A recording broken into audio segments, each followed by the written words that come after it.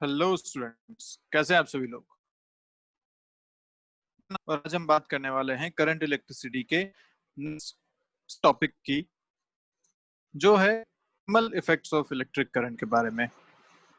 मतलब किसी कंडक्टर से जब करंट पास होता है तो वहां पे थर्मल इफेक्ट्स क्या क्या आते हैं, कितने हीट जनरेट होती है, कितनी एनर्जी, कितना पावर ये ट्रांसफर होता है।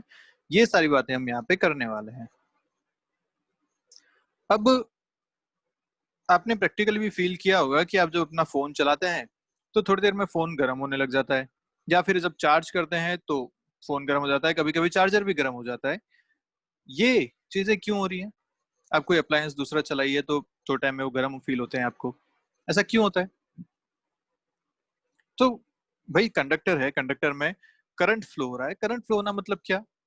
करंट फ्लो होना मतलब चार्जेस एक जगह से दूसरी जगह तक मूव कर रहे हैं, इसी को बोला था करंट फ्लो होना। अब सोचो कि एक कंडक्टर में बहुत सारे चार्जेस होते हैं और उनमें कोलिजन होता है, ये बात हम पहले भी कर चुके हैं। तो इस कोलिजन की वजह से जो हीट वहां पे या जो एनर्जी वहां पे डिसिपेशन होता है, जो एनर्जी का लॉस होता है, वो एनर्जी का लॉस हीट के रूप में बाहर निकलता है। तो इसीलिए हम कहते हैं कि जब करंट फ्लो होता है तो वहां पे हीट भी प्रोड्यूस होती है। क्लियर बात? यही बात हमने यहाँ पैराग्राफ में लिखी हुई है, जल्दी से देख लीजिए क्या कह रहा है। Electric current passes through a conductor, it becomes hot and its temperature increases. Yes, this is known as Joule's heating effect. भाई जूल्स ने ये सर्च किया था, ये फिनोमेना देखा था, तो इसको बोलते हैं जूल हीटिंग इफेक्ट। ठीक है? क्यों होता है? Moving electrons in the conductor loses their kinetic energy partly during collision in form of heat. तो ईएमएफ सोर्स से जो इलेक्ट्रॉन्स हैं वो काइनेटिक एनर्जी लेके आए। ईएमएफ जो सोर्स है, जो बैटरी लगी हुई है, उसने उनको एनर्जी दी जिसकी वजह से वो मूव कर सकते हैं। फ्री इलेक्ट्रॉन्स से कोलिजन हुआ और उसकी वजह से फाइनली हीट प्रोड्यूस हुई। ठीक है, चलिए अब अगर बात करें कि एक बैटरी कितना पावर सप्लाई करती है या कितना पावर एब्जॉर्ब करती है, तो याद करो पावर की डेफिनेशन क्या थी? एनर्जी पर यूनिट टाइम। तो अगर बैटरी पावर सप्लाई कर रही है, मतलब आप ऐसा मान सकते हैं कि बैटरी एज अ सोर्स काम कर रही है। एज अ सोर्स मतलब करंट वो सर्किट में दे रही है और धीरे धीरे वो डिस्चार्ज होती रहेगी। ठीक है। दूसरी बात है, पावर अगर एब्जॉर्ब कर रही है बैटरी, तो यहाँ पे वो बैटरी चार्ज हो रही है। तो जब आप फोन को चार्ज पे लगाते हैं तो बैटरी एक्सटर्नल पावर को एब्जॉर्ब करती है, और जब आप फोन यूज करते हैं तो बैटरी उस स्टोर्ड पावर को डिसिपेट करती है या उसको आउटपुट में कन्वर्ट करती है। ठीक है। तो ये दो बातें हम करने वाले हैं कि अगर एक डीसी सर्किट में एक बैटरी लगा रखी है तो कितना पावर सप्लाई करेगी या कितना पावर एब्जॉर्ब करेगी। तो फर्स्ट बात करते हैं सप्लाई करने वाली। सप्लाई करना मतलब बैटरी जो है वो डिस्चार्ज हो रही है, डिस्चार्जिंग ऑफ बैटरी की बात यहाँ हम करने वाले हैं। डिस्चार्ज कैसे होगी? जब पावर सप्लाई कर रही है, मतलब इस बैटरी से करंट बाहर की तरफ फ्लो हो रहा है। ठीक है। अब अपने को पता है कि एक बैटरी के अक्रॉस, अगर आइडियल बैटरी है तो इंटरनल रेजिस्टेंस जीरो होता है, इसके अक्रॉस पोटेंशियल डिफरेंस कितना होगा? जितना इसका ईएमएफ है। और पॉजिटिव नेगेटिव मतलब V A minus V B equal to E में यहाँ लिख सकता हूँ। बिल्कुल सही बात है।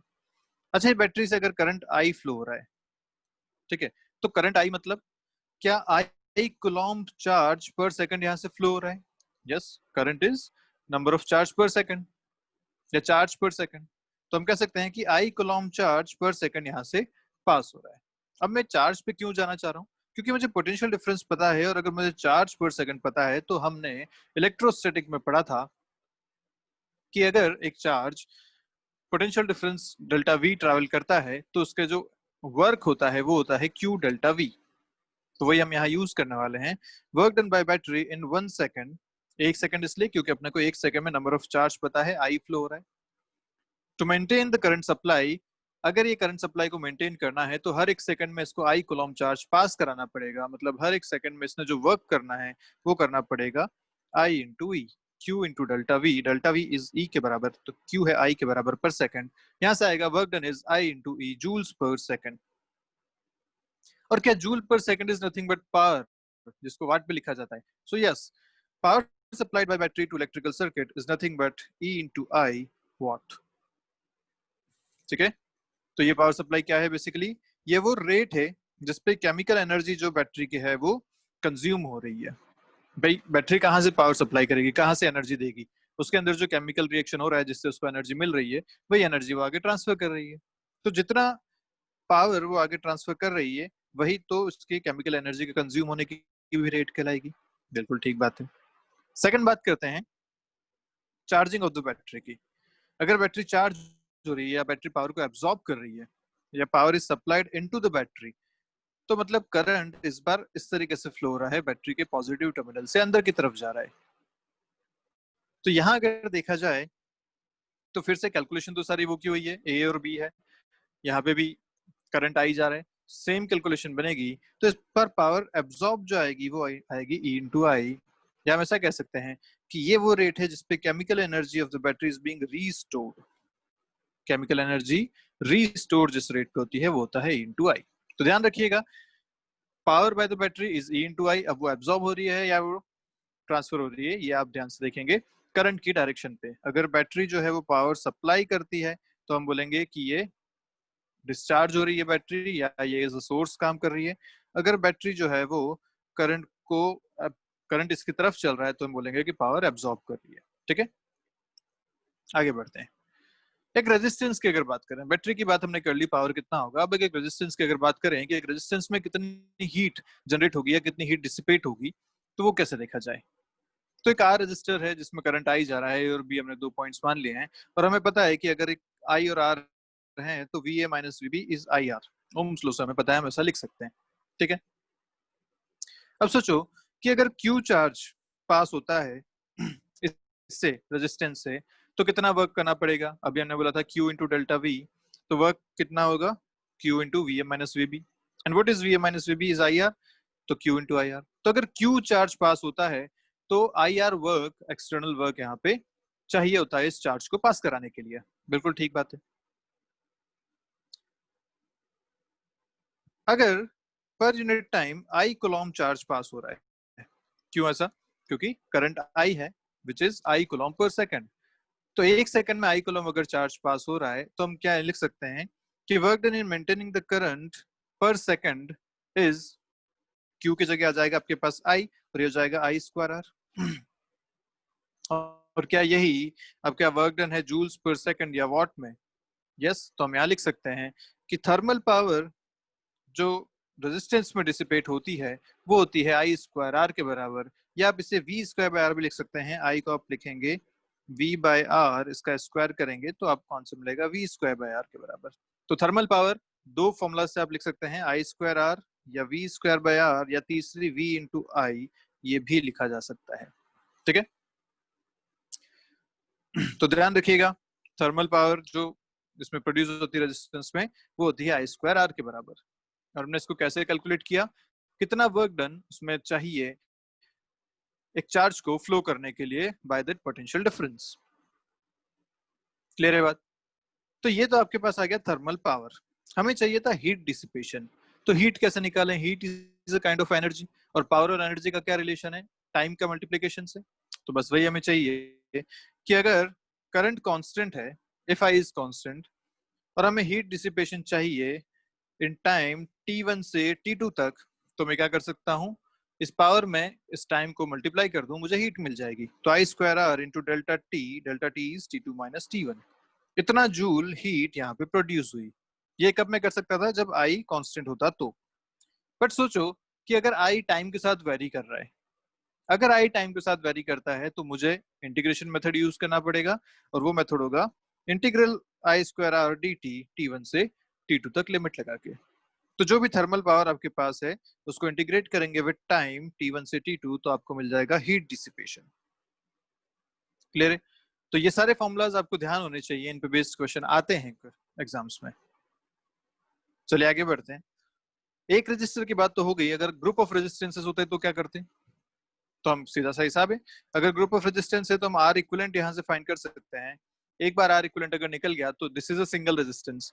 सेम तरीका हम फिर से कर सकते हैं, P equal to I square into R equivalent, या फिर V square by R equivalent. ठीक है, एक तरीका तो हो गया ये। दूसरा तरीका ये है कि this power is same as, भाई हर रेजिस्टेंस में जो पावर डिसिपेट हो रही है वही तो टोटल मिला के पावर बनेगी। तो हम क्या कर सकते हैं, हर रेजिस्टेंस की इंडिविजुअल पावर निकाल के उसका भी सम कर सकते हैं। तो I square R for individual resistance, ये हम करके भी इसको सम करेंगे अगर सारे रेजिस्टेंस के लिए, तो भी हमें टोटल पावर यहाँ पे मिल जाएगी।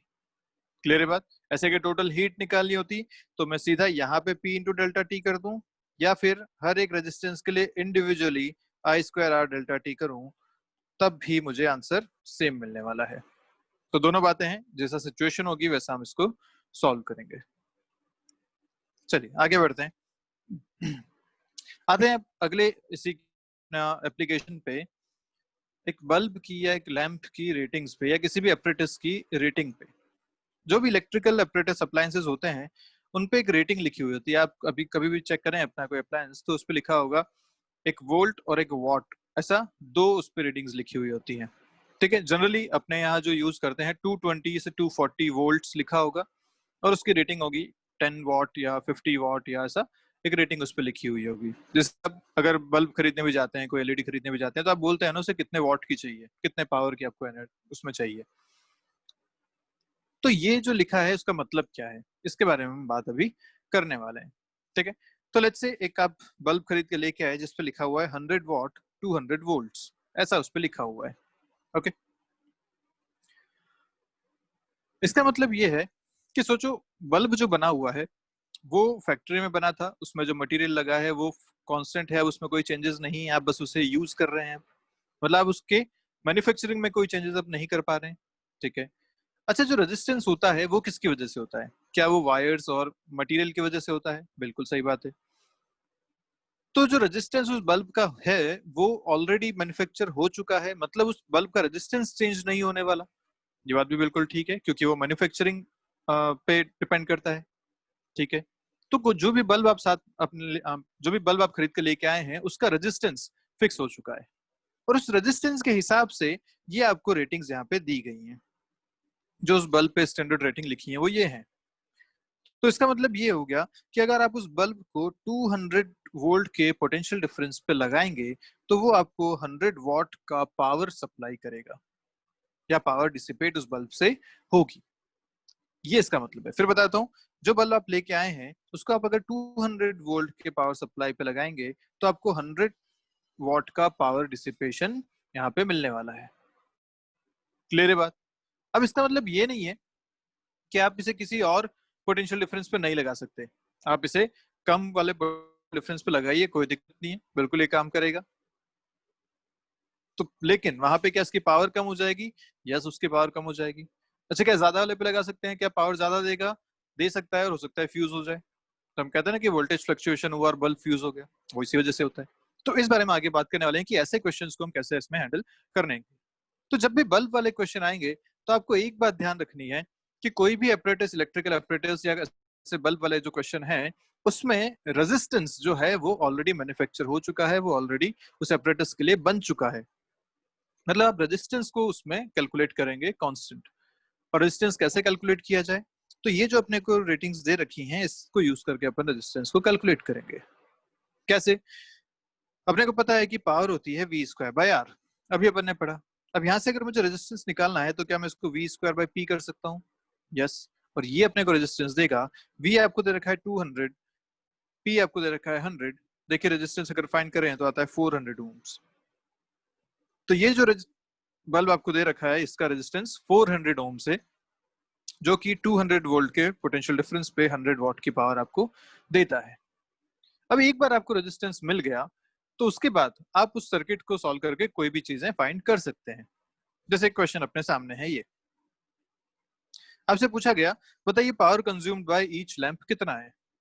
अब सोचो, यहाँ पे आपको दे रखा है कि 200 वोल्ट पे ये 100 वॉट की पावर देता, ये इसकी रेटिंग दे रखी है।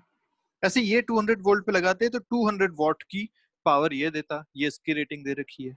लेकिन रेटिंग्स आपका आंसर नहीं है, आपको पूछा है एक्चुअल पावर कितना यहाँ कंज्यूम कर रहा है इस सर्किट में जब इस तरीके से इसको लगा रखा है। तो अब ध्यान से देखो, तो ये बैटरी है 100 वोल्ट की, और 100 वोल्ट की बैटरी में भी ये दोनों सीरीज में कनेक्टेड है। और जब सीरीज में होते हैं तो हमें पता है कि ये जो पोटेंशियल डिफरेंस है दोनों पे डिस्ट्रीब्यूट होता है अकॉर्डिंग टू देयर रेजिस्टेंस। तो मतलब इनको 200 वोल्ट की सप्लाई तो नहीं मिल रही है यहाँ पे, ये तो कंफर्म हो गया क्योंकि टोटल पावर ही 100 वॉट की है, 100 वोल्ट की है, और उसमें से भी दोनों पे डिस्ट्रीब्यूट होने वाली है। तो ये तो पावर नहीं मिल रही, और जब ये रेटिंग वाली पावर इसको नहीं मिल पा रही, तो मतलब जो इसकी रेटिंग वाली, सॉरी, रेटिंग वाला वोल्टेज नहीं मिल पा रहा, तो रेटिंग वाली पावर भी ये डिसिपेट नहीं कर पाएगा। मतलब अपने को कैलकुलेट करना है कि कितना पावर डिसिपेट करेगा, कितना पावर कंज्यूम करेगा। चलिए सॉल्व करें। तो कैसे सॉल्व करना है? सबसे पहला अपना काम क्या होना चाहिए इस क्वेश्चन को सॉल्व करने के लिए? रेजिस्टेंस फाइंड करो। रेजिस्टेंस कैसे फाइंड करें? तो R1 अगर मुझे फाइंड करना है, तो अभी हमने देखा था power equal to V square by R, यहाँ से R आता है V स्क्वायर बाय P के बराबर। तो अगर मुझे R1 निकालना है तो V1 स्क्वायर बाय P1, और यहाँ आप रेटेड वाली यूज करेंगे। रेटेड कितना है 1 के लिए? अगर देखो तो 200 वोल्ट उसका है, पावर उसकी है 100, ये आंसर आपके पास आएगा 400 ओम्स। अगर R2 देखें तो वो आएगा V2 स्क्वायर बाय P2, उसकी रेटिंग्स के हिसाब से 200 का स्क्वायर डिवाइडेड बाय 200, ये आपके पास आएगा 200 ओम्स। तो अब अगर सर्किट को मैं फिर से बनाना चाहूँ तो ये सर्किट आपके पास बिल्कुल सिंपल सा सर्किट बन गया है, ऐसा जो आप बहुत बार सॉल्व करके आ चुके हैं। ये हो गया 400 ओम्स, ये हो गया 200 ओम्स, ये हो गया 100 वोल्ट। अब आपको अगर पावर यहाँ से पूछी है तो आप दो तरीके से इसको सॉल्व कर सकते हैं। या तो आप इसमें टोटल करंट निकाल लीजिए, अगर आपको आई मिल गया तो आई स्क्वायर आर से आप पावर निकाल सकते हैं, या आप दोनों पे पोटेंशियल डिफरेंस फाइंड कर लीजिए। पोटेंशियल डिफरेंस मिल गया तो भी आप power V square by R से फाइंड कर सकते हैं। तो मैं आई निकालता हूँ। आई कितना हो जाएगा? 100 बाय 400 प्लस 200, दोनों सीरीज में, यह आया 1/6 एम्पियर्स। एक बार करंट आ गया तो पावर इन 1 लिखा जाएगा आई स्क्वायर आर, मतलब 1/6 का स्क्वायर इंटू 400, और पावर इन 2 लिखा जाएगा 1/6 का स्क्वायर इंटू 200। ये इन दोनों की एक्चुअल पावर कंजम्पशन आ जाएगा इस सर्किट के हिसाब से। क्लियर है बात? और ध्यान से देखो तो P1 यहाँ पे बड़ा आ रहा है आपके पास, P1 is more than P2 आ रहा है ना? यहाँ 400 या 200 है, P1 is more than P2 आ रहा है। और अगर ऊपर आप देखो तो जो रेटेड पावर थी वो P2 की ज्यादा थी। तो हम कभी भी ध्यान रखना है इस बात से कि हम कभी भी ऐसे सिर्फ ऊपर रेटिंग देख के नहीं कह सकते कि किसकी पावर ज्यादा होगी किसकी कम। हमें सर्किट देखना पड़ेगा कि किसमें पोटेंशियल डिफरेंस ज्यादा मिल रहा है या किसका रेजिस्टेंस ज्यादा है, उसके हिसाब से हम बात करेंगे कि पावर किसकी ज्यादा होनी चाहिए। क्लियर है बात? चलिए नेक्स्ट क्वेश्चन देखिए। पूछा आपसे इसमें find power supplied bye 10 volt battery. Battery से पावर सप्लाइड पूछिए तो दिमाग कहाँ जाना चाहिए? E इंटू आई। मतलब अगर मैं इस ब्रांच से करंट निकाल लूं तो E इंटू आई मुझे इसका पावर सप्लाइड मिल जाएगा। ठीक है, तो अपना पर्पस क्या हो गया कि इस ब्रांच से मुझे करंट फाइंड करनी है। ठीक है, दूसरा आपसे पूछा थर्मल पावर डिसिपेटेड इन 10 ओम रेजिस्टेंस। तो अगर इस 10 ओम वाले से भी मुझे करंट मिल गई तो मैं वहां से भी थर्मल पावर निकाल सकता हूँ। तो कुल मिला के अपने को इस पूरे सर्किट में करंट फाइंड करनी है, और वो तो आप बहुत बार कर चुके हैं। क्या करें? केवीएल यूज कर लें। आप चाहे तो नोडल एनालिसिस से भी कर सकते हैं, कोई खास बात नहीं है। अभी फिलहाल अपन केवीएल से देख लेते हैं। तो यहाँ मैंने मान लिया करंट चल रही है I1, और इधर मान लिया करंट चल रही है I2। ठीक है, अगर फर्स्ट लूप के लिए लिखूं तो क्या लिखूंगा? केवीएल कहां से? यहाँ से शुरू करते हैं ऊपर की तरफ चलते हुए। तो 10 minus 10I1 plus 20 minus 5I1 equal to 0। ठीक है, कितना आया यहाँ से? I1 15, ये आया 2 एम्पियर्स। ठीक, सेकंड के लिए अगर लिखें तो सेकंड के लिए मैं फिर से यहीं से शुरू करता हूँ, लिखूंगा 10 माइनस 5I2 इक्वल टू 0। यहाँ से I2 कितना है आपको? Again 2 ampere.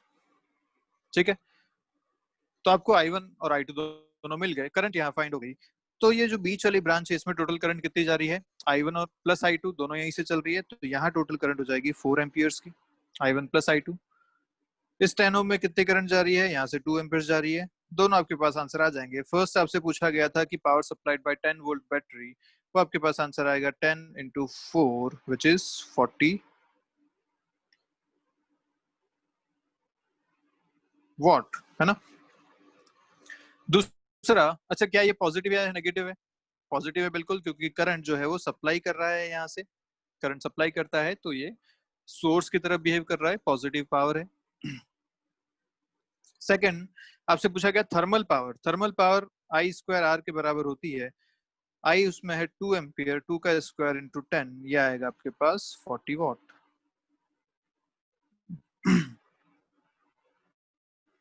क्लियर है बात? हो जाएगा। चलिए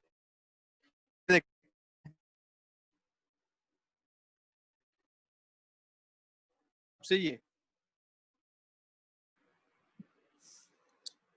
फिर से एक क्वेश्चन आपके सामने है। पूछा गया कि ईच बैटरी, हर एक बैटरी से बताइए कितना पावर एब्जॉर्ब कर रही है या सप्लाई कर रही है, ये आपसे पूछा गया। फिर से क्या करना चाहिए अपने को? क्या इस पूरे सर्किट में करंट फाइंड करना चाहिए? करंट फाइंड करते ही ई इंटू आई करेंगे, अपने को पता चल जाएगा कितनी पावर एब्जॉर्ब करी या सप्लाई करी। सप्लाई करी मतलब करंट पॉजिटिव से बाहर जाना चाहिए, एब्जॉर्ब करा मतलब करंट पॉजिटिव से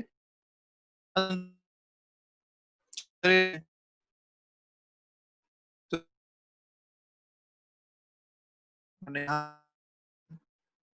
यहाँ बना लिया करंट जा रहा है आई, और ऊपर वाले में बना लिया है।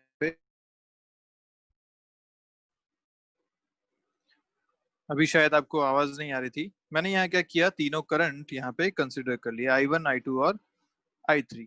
अगर मुझे तीनों करंट पता चल गए तो मैं हर एक बैटरी के थ्रू पावर भी निकाल सकता हूँ। ठीक है, तो चलिए सॉल्व करते हैं जल्दी से।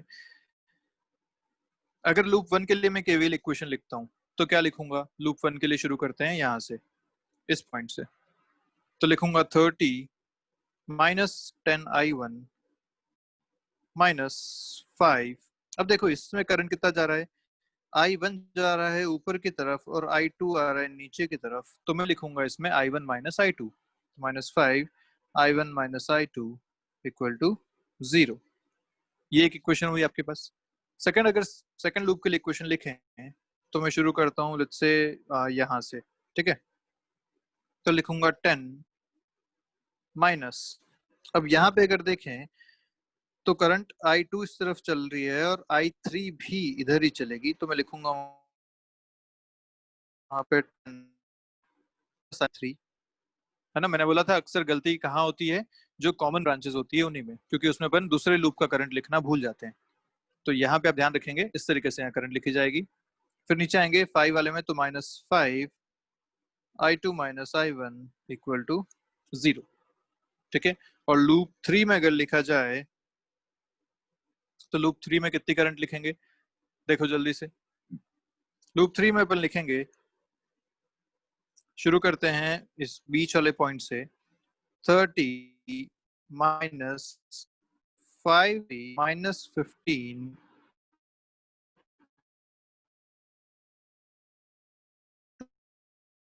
Equal to 0। ये अपनी पूरी इक्वेशन बनेगी। फिर से बता रहा हूँ, केवीएल में आपको हमेशा ध्यान रखना है जो कॉमन जो ब्रांचेस होती हैं दो लूप्स की, उसमें आपको ध्यान रखना होता है हमेशा करंट के बारे में। ठीक है, तो ये तीन इक्वेशन आपके पास है, तीन अननोन आपके पास है, I1 I2 और I3। अगर आप तीनों फाइंड कर लेते हैं तो क्या आप आराम से पावर एब्जॉर्ब या सप्लाई लिख सकते हैं? बिल्कुल ठीक बात है। अगर पावर कैसी है, तो अगर आपके पास एक बैटरी ई इस तरीके से है और इसमें करंट आपके पास आई, तो ये कैसा है? पावर एब्जॉर्ब कर रहा है ना। और अगर इसका उल्टा होता कि बैटरी इस तरीके से होती और करंट इस तरीके से सप्लाई हो रहा होता, तो हम कहते हैं कि यहाँ से पावर सप्लाई हो रही है। ठीक है, तो पावर सप्लाई करना है, पावर एब्जॉर्ब करना, आप समझ चुके हैं यहाँ तक अभी तक। I1 I2 I3 तीनों फाइंड कीजिए और उसके बाद आप यहाँ पे फाइनल आंसर दे सकते हैं। क्लियर है? आगे बढ़ते हैं।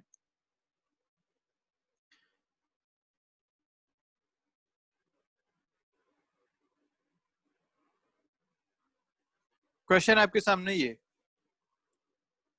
क्वेश्चन क्या कह रहा है कि दो वायर्स हैं जिनका मास सेम है। ओके, तो सेम मास अपने को समझ में आ गया। जिनके लेंथ का रेशियो 1:2 दे रखा है। ओके, रेशियो दे रखा है 3, ठीक। और रेजिस्टिविटी का रेशियो दे रखा है 2:1। आपसे पूछा गया कि these are connected one by one to the same voltage supply. एक बार एक वायर को कनेक्ट किया, दूसरे बार दूसरे वायर को कनेक्ट किया with the same voltage supply, V same है दोनों के लिए। The rate of heat dissipation in the first wire is found to be 10 watt. Okay, तो फर्स्ट वाले में हीट डिसिपेशन 10 वॉट दे दी। पूछा आपसे सेकंड वायर में हीट डिसिपेशन कितना होगा। अब यहाँ पे ना तो V दिया हुआ है आपको, ना ही रेजिस्टेंस दिए हुए हैं, आपको सारे रेशियोज में दिया हुआ है, तो अपने को समझ में आता है कि पावर का भी अपने को रेशियो निकालना पड़ेगा, उस रेशियो से अपन फाइनल आंसर लिख पाएंगे। ठीक है, तो अपने को ये बात पता है कि पावर होता है आई स्क्वायर या वी स्क्वायर बाय आर के बराबर। सॉरी, पावर होता है वी स्क्वायर बाय आर के बराबर। अब यहाँ बोला है कि same battery same voltage supply से कनेक्ट किया, मतलब ऐसा यहाँ जो आर के प्रोपोर्शनल हो जाएगा। बात कर रहे हैं तो प्रोपोर्शनलिटी देखेंगे, इनवर्सली प्रोपोर्शनल टू आर। अब आर अगर देखा जाए तो आता है रो एल बाई ए से, ये भी अपने को पता है। दे रखा है एल का रेशियो दे रखा है, लेकिन एरिया का रेशियो यहाँ पे नहीं दिया हुआ। तो एरिया का रेशियो कैसे फाइंड करें। एरिया निकालने के लिए हम लिखते हैं जो मास यहाँ पे इक्वल दे रखा है m1 इक्वल टू m2, इसका मास कैसे लिखा जाएगा। तो यहाँ अपने पास एरिया का रेशियो अपने को चाहिए, ये अपने को नहीं पता। ये अपन कैसे निकाल सकते हैं, अपने को दे रखा है दोनों के मासेस इक्वल हैं, और एक वायर का मास कैसे लिखा जाएगा, डेंसिटी इंटू वॉल्यूम से। तो अपन लिख सकते हैं इसको डेंसिटी रो वन, वॉल्यूम इसका लिखा जाएगा एरिया इंटू लेंथ से, equal to rho two A two L two. तो यहाँ से अगर एरिया का रेशियो निकाला जाए A one by A two, तो आपको क्या मिलेगा, rho two L two by rho one L one. Clear है बात। रेजिस्टेंस का अगर रेशियो लिखा जाए R one by R two, तो लिखा जाएगा rho one L one A two by rho two L to A one. Clear है बात। बाई ए था तो एरिया का रेशियो अपोजिट में आएगा, रो एल का रेशियो सेम सेंस में आएगा। यहाँ पे एरिया का रेशियो अपन डाल देते हैं रो टू एल टू के हिसाब से, तो आपको मिलेगा R one by R two is equal to rho one L one by rho two L two. ये तो था ही, एरिया का ratio A one by A two, यहाँ पे A two by A one चाहिए, तो आ जाएगा rho one L one by rho two L two. ये आपका आ गया रेजिस्टेंसेस का रेशियो। क्लियर है बात। आपको चाहिए पावर का ratio P one by P two, वो हो जाएगा आपके पास R two by R one, क्योंकि अपोजिट इनवर्स प्रोपोर्शनल है।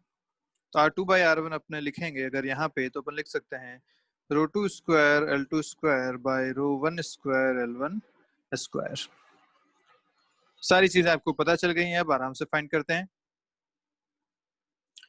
रो का रेशियो आपको दे रखा है 2:1, तो 2:1 का स्क्वायर, सॉरी अपने को रो 2:1 चाहिए, तो 1/2 और लिखना पड़ेगा यहाँ पे, 1/2 का स्क्वायर।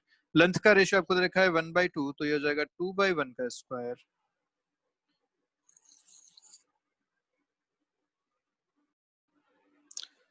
एक मिनट, यहाँ पे हमने देखो गलती कर दी, ये रो डेंसिटी वाला है तो इसको अपन डी लिख लेते हैं ना, ये सारी चीजें मिक्स हो जाएंगी नहीं तो। यहाँ पे ये अपने को डेंसिटी के हिसाब से हटाना पड़ेगा यहाँ से, इसको फिर से लिखते हैं। ठीक है, ये पूरा एक्सप्रेशन अपने रो रेजिस्टिविटी भी ले लिया और डेंसिटी को भी रो ले लिया, इसलिए कंफ्यूजन हो गया। तो डेंसिटी को अपन लेते हैं डी से।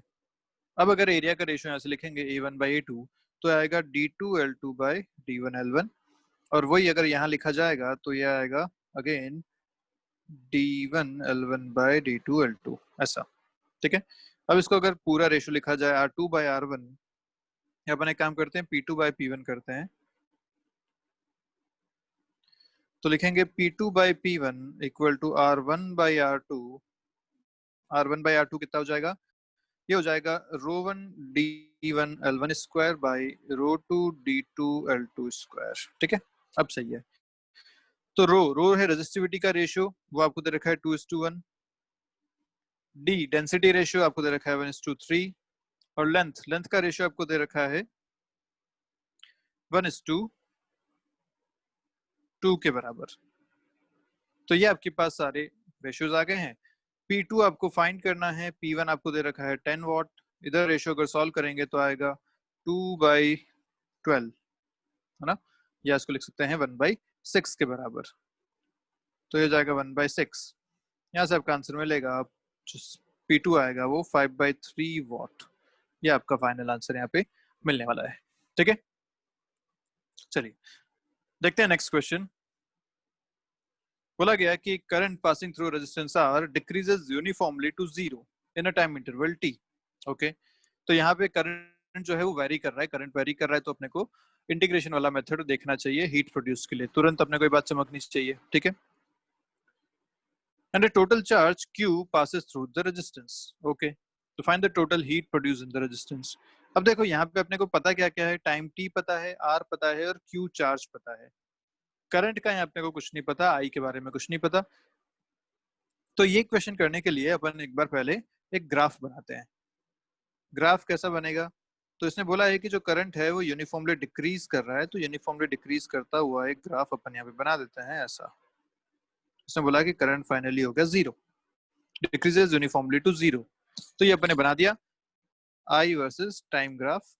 ये था मान लो I0, इनिशियल करंट इसमें था I0, वहां से ये फाइनली 0 पे आ गया, कितने टाइम में, t टाइम में, ये आपको दे रखा है।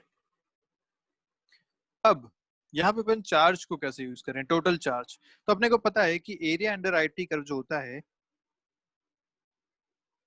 वो क्या देता है, टोटल चार्ज फ्लो।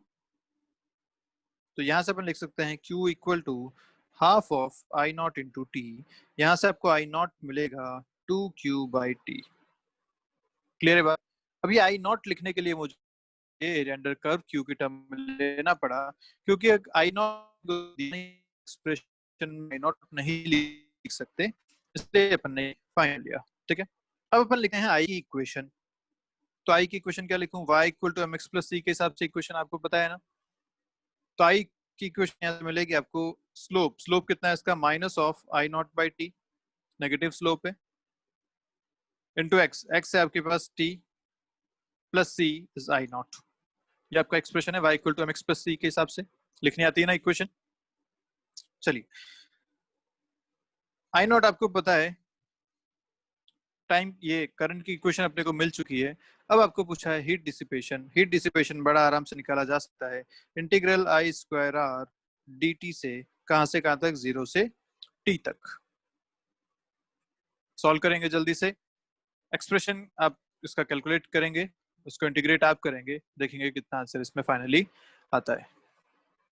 क्लियर है बात। चलिए आगे बढ़ते हैं नेक्स्ट क्वेश्चन पे। नेक्स्ट अपना जो कॉन्सेप्ट है वो है मैक्सिमम पावर ट्रांसफर थ्योरम, और ये बहुत ही इंपॉर्टेंट है, इस पे क्वेश्चन कई बार बनता है जेई में। पावर ट्रांसफर कहता है कि मान लो रियल रेजिस्टेंस जो यहाँ पे दिखा रखा है, ठीक है, बात करें कि बैटरी पावर सप्लाई की होगी एक्चुअली बाहर वाले सर्किट को, टू आई डायरेक्ट आएंगे, क्योंकि बैटरी पावर सप्लाई किया था, पर यहाँ जब खुद के अंदर है पावर तो यहीं पे कंज्यूम हो जाएगी हीट के रूप में डिसिपेट। तो जो एक्चुअली बाहर वाले सर्किट में बैटरी जो आएगी वो पहली, वो आराम से फाइंड कर सकते हैं, कैसे कर सकते हैं, तो हमें बैटरी से ई होती है और रेजिस्टेंस से I²R होता है, डिसिपेशन होता है, तो जो टोटल पावर सप्लाई होगी वो होगी EI माइनस I²,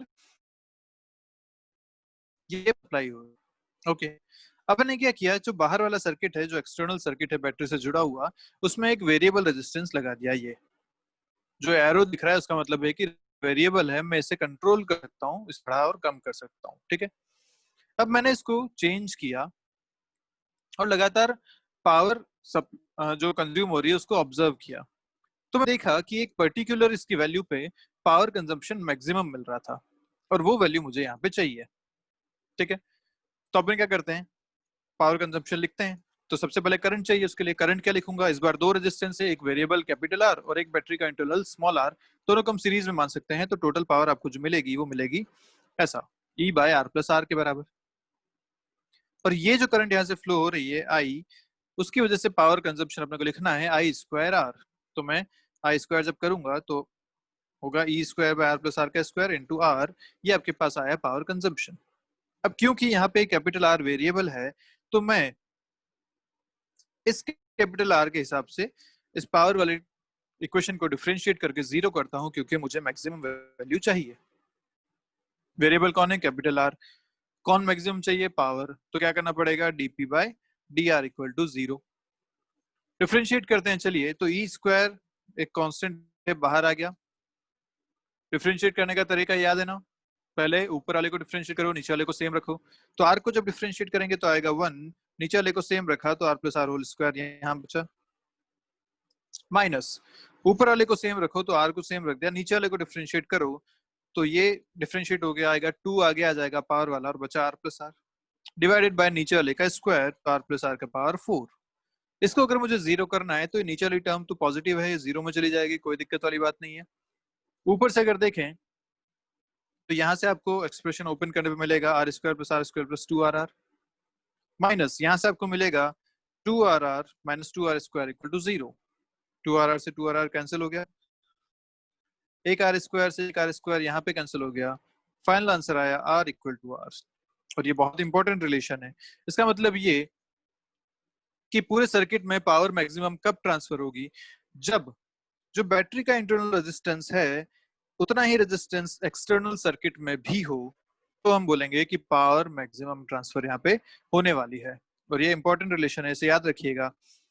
ये है एक्सटर्नल सर्किट का रेजिस्टेंस, ये है बैटरी का इंटरनल रेजिस्टेंस, दोनों अगर इक्वल हैं तो मैक्सिमम पावर सप्लाई उस सर्किट में होने वाली है। तो इसका जो ग्राफ बनता है वो ऐसा बनता है, पहले पावर इंक्रीज होती है, मैक्सिमम पे पहुंच के फिर से डिक्रीज होती है। मतलब आर की एक पर्टिकुलर वैल्यू पे मैक्सिमम मिला, उससे कम पे भी पावर डिक्रीज हो रही है और उससे ज्यादा पे भी पावर डिक्रीज हो रही है। ठीक है, तो ये बात यहाँ लिखी गई है। Power supplied by a source to an external resistance is maximum when the value of external resistance R is equal to the value of internal resistance of the source. This theorem is called maximum power theorem. अब इस पे based कुछ question है, जल्दी से देखते हैं। Question आपके सामने है, ये पूछा गया कि जो R की किस वैल्यू के लिए, जो वेरिएबल एक रेजिस्टेंस है एक्सटर्नल सर्किट में, उसकी कौन सी वैल्यू के लिए पावर डिसिपेशन मैक्सिमम होगा। ठीक है, अब याद करो थेवेनिन्स मेथड। क्या करता था थेवेनिन्स मेथड? इस पूरे सर्किट को क्या वो एक इक्विवेलेंट बैटरी में कन्वर्ट करने की पावर रखता था? यस, थेवेनिन मेथड हमने इसीलिए यूज किया था कि जो रेजिस्टेंस हटाना है वो हटा दो, बाकी जो पूरा सर्किट बचेगा वो उसको एक इक्विवेलेंट बैटरी में कन्वर्ट कर सकता है। ऐसा ही था। तो मैं क्या करता हूँ, यहाँ थेवेनिन मेथड लगाता हूँ, इस रेजिस्टेंस को यहाँ से रिमूव करता हूँ और जो पूरा सर्किट बचा उसे एक इक्विवेलेंट बैटरी में कन्वर्ट करने की कोशिश करता हूँ। अब बैटरी में मुझे यहाँ पे क्या चाहिए? मुझे तो चाहिए सिर्फ इंटरनल रेजिस्टेंस, क्योंकि मैक्सिमम पावर कब होगी? जब internal resistance equal to external resistance हो जाएगा। और ये आर आपका एक्सटर्नल है, बाकी सब मिलके इंटरनल रेजिस्टेंस बनाएंगे। तो बस थेवेनिन मेथड यूज करते हैं। क्या था उसका स्टेप?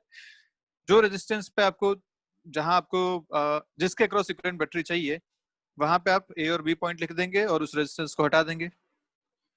दूसरा स्टेप क्या था? जितने भी बैटरीज हैं उनको एक सिंपल वायर से आप रिप्लेस कर देंगे। तो ये जो बैटरी थी इसको एक सिंपल वायर से रिप्लेस कर दिया हमने। अब इस पॉइंट के अक्रॉस हम इक्विवेलेंट रेजिस्टेंस निकालेंगे। तो कैसे निकलेगा इक्विवेलेंट रेजिस्टेंस? ये आर नॉट दोनों पैरेलल में है, आर नॉट बाई टू, ये सीरीज में हो जाएगा 3 आर नॉट बाई टू। तो यहां से अपने को इक्विवेलेंट रेजिस्टेंस मिला 3 by two R naught. Internal resistance मिल गया, तो क्या मैक्सिमम पावर थ्योरम ये कहती है कि this R must be equal to internal resistance, मतलब ये R must be equal to 3 R naught by 2 for the maximum power in this circuit। बस इतना सा इसमें सॉल्व करना है। तो थेवेनिन्स मेथड हम 3 जगह यूज कर चुके हैं, फर्स्ट सर्किट सॉल्व करने के लिए, सेकंड आरसी सर्किट्स में, और थर्ड यहाँ पे मैक्सिमम पावर थ्योरम में। तो तीनों जगह ध्यान रखिएगा, बहुत यूजफुल मेथड है वो। इसी तरीके से ये क्वेश्चन आपसे पूछा गया है, जल्दी से सॉल्व करेंगे इसे। पूछा है आपसे ये आर बताइए सच दैट यहाँ पे पावर ट्रांसफर मैक्सिमम हो। तो क्या करना है? थेवेनिन मेथड लगाना है, थेवेनिन मेथड के लिए ये आर हटा दीजिए, ए और बी पॉइंट बना दीजिए, सारी बैटरीज को वायर से कन्वर्ट कर दीजिए, तो ये सर्किट बन जाएगा कुछ ऐसा।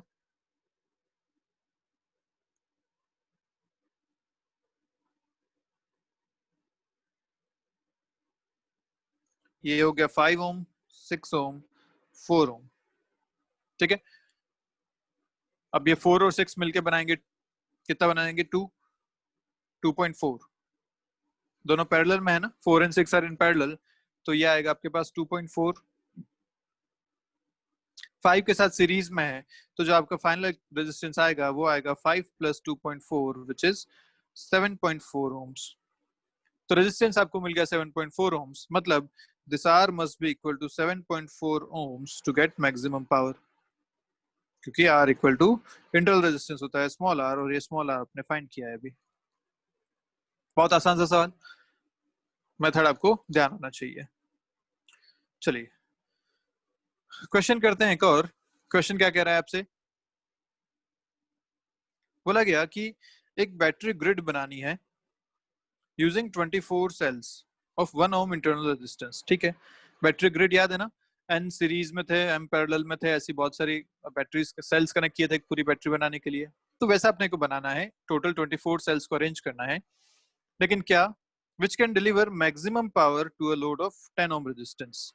ये इसने बोला कि बाहर आपने एक एक्सटर्नल सर्किट में 10 ओम का रेजिस्टेंस लगाया है और उसको मैक्सिमम पावर सप्लाई होनी चाहिए, और ऐसा कब पॉसिबल है? जब उस पूरी बैटरी का जो इंटरनल रेजिस्टेंस बनाओगे वो भी 10 ओम के बराबर हो जाए। तो अपने को एक बात समझ में आ गई कि बैटरी का इंटरनल रेजिस्टेंस 10 ओम के बराबर होना चाहिए। चलिए आपको फिर से मैं एक बार याद दिला देता हूँ, सेल्स कुछ ऐसे कनेक्ट किए थे अपन ने, इस तरीके से एन सेल्स यहाँ पे थे, और ऐसे एम रोज यहाँ पे अपन ने कनेक्ट की थी, रिमेंबर? इस तरीके से कनेक्शन किए हुए थे अपन ने, ऐसी एम रोज थी, ऐसा एक बैटरी ग्रिड बनाई थी अपन ने। ठीक है, तो टोटल रेजिस्टेंस अब अपने देखा था, अगर ये ई था और यार था, ऐसे सिमिलर बिल्कुल थे सारे, तो हमने क्या बोला था कि एक अगर आप रो उठाइए तो एक रो में टोटल एन ई बनता है और एन आर टोटल बनता है, और अगर ऐसे एम पैरेलल में थे तो पोटेंशियल पे कोई फर्क नहीं पड़ता था, टोटल जो इसका ई इक्विवेलेंट बनने वाला था वो तो एन ई ही बनने वाला है, जबकि आर इक्विवेलेंट जो बनेगा वो बन जाएगा एन आर बाई एम के बराबर। ये बात आपको याद है? बैटरी में आप चाहें तो फिर से जाके इसको पढ़ सकते हैं। ओके, अब ये दो बातें अपने पास हैं, इन दोनों बातों को अपने को यूज करना है। पहली बात तो टोटल 24 सेल्स हैं, तो अपने को एक बात समझ में आती है कि n इंटू एम इज 24। ठीक है, एक रो में जितने cells into multiplied by number of rows, total cells मिल जाएंगे, तो n इंटू एम इज 24। एक अपने पास रिलेशन ये है। दूसरा रिलेशन अपने को यहाँ से मिला मैक्सिमम पावर थ्योरम से कि R should be equal to R equivalent, और ये R आपको दे रखा है 10 ओम, तो मतलब यहाँ से अपने को मिला N R by M equal to 10 ohm, और आर भी आपको दे रखा है 1 ओम के बराबर, एक सेल का जो इंटरनल रेजिस्टेंस है वो 1 ओम है, तो यहाँ से मिला N by M equal to 10। ठीक है, ये बनता ऐसा हो गया। तो ये आपके पास आ गया दूसरा रिलेशन। दो रिलेशन है एन और एम में, आपको फाइंड करना है। ठीक है, तो जल्दी से सॉल्व करते हैं। देखिए मैं क्या करता हूँ कि एन की जगह डाल देता हूँ 10m, तो हो जाएगा 10m into M equal to 24। M square यहाँ से मिला आपको 2.4 के बराबर, उसको जब सॉल्व करेंगे तो ये एम आएगा 1.55 के आसपास। ठीक है, अब ये एम 1.55 आया है, तो 1.55 रोज तो कुछ नहीं होती, या तो 1 रो होंगी या 2 रो होंगी या ऐसा कुछ होगा। तो अपन क्या करते हैं, इसको सब्स्टिट्यूट करके देखते हैं। एक बार एम इक्वल टू 1 डाला तो यहाँ से एन कितना मिलेगा? 24 मिलेगा। इसमें अगर मैं पावर फाइंड करूं तो पावर कितनी मिलेगी आपको? ई इक्विवेलेंट का square by R, B square by R होता है ना। ई इक्विवेलेंट कितना है? N into E, N into E मतलब 24 इंटू ई का स्क्वायर डिवाइडेड बाय 10, ऐसा। या फिर मैं अगर m को 2 लेके चलूं तो ये कितना मिलेगा आपको? 12। पक्की बात? अच्छा, आर आर आपको कितना मिला था? आर इक्विवेलेंट आपको मिला था एन आर बाई एम के बराबर, है ना, एन आर बाई एम के बराबर। तो ये आपको मिलेगा एन 24/1 × 1। दूसरी बार आप देखेंगे तो पावर आपको मिलेगा ई इक्विलेंट इज एन ई हो गया आपके पास इस बार 12 × ई का स्क्वायर डिवाइडेड बाय, इस बार आर इक्विलेंट कितना मिलेगा, तो एन आर बाई एम से अगर देखें तो एन है आपके पास 12, ये है आपके पास 2 × 1, ये आपके पास आया 6, पिछली बार आपके पास आ रहा था 24। तो यहां से अगर ध्यान से देखें तो अपने पास एक्सप्रेशन अगर देखें तो ज्यादा पावर किसमें मिल रही है आपको, इस सेकंड वाले एक्सप्रेशन में ज्यादा पावर मिल रही है ना। तो अपन कह सकते हैं कि जो बैटरी ग्रिड बनेगी उसमें 2 रोज होंगी और हर रो में 12 सेल्स होंगे, ठीक है। नीचे जो आर इक्विलेंट अपने को लेना है वो ये जो इंटरनल रेजिस्टेंस आपने बोला था वो लेंगे, R equivalent which is N R by M. इससे अपन इसको कैलकुलेट करेंगे, N R by M calculate करने के ये तरीके हैं। ओके चलिए, तो ठीक है, यहाँ तक अपन अपना वीडियो आज खत्म करते हैं। बात करेंगे नेक्स्ट वीडियो में कुछ और कॉन्सेप्ट्स की और फिर चलेंगे आगे आर्काइव क्वेश्चंस पे, ठीक है। तो मिलते हैं नेक्स्ट क्लास में आप सभी से, अभी के लिए बाय बाय। आपको पढ़ते रहिए और कोई डाउट है तो पूछिए। Bye bye.